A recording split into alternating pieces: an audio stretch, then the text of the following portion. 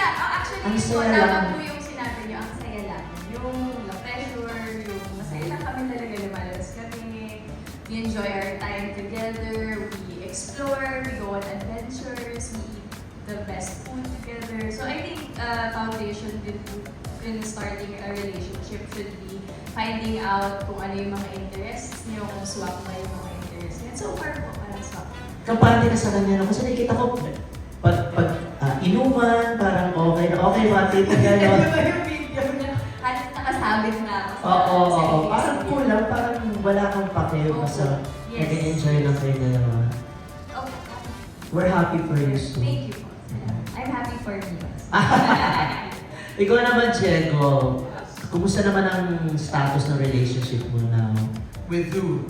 Marami ba? No, my life has been so boring. Wala talaga. Di ba nakapanibago guys? Wala kayong Oo nga. inaano sa akin? It's different now, bro. I mean, I'm happy for Sue, but I'm also very inggit kay Sue. So wala? Ha? Wala na yun. Wala. If you know somebody, please introduce them to me. I'm on the market, I'm available. Please, Totoo yan, ha? Let them know. Guys, if you kidding. Thank you. I guess my relationship right now, numero uno is my daughter. But syempre, that's different. I'm there for my daughter, but it's also nice to feel loved by somebody.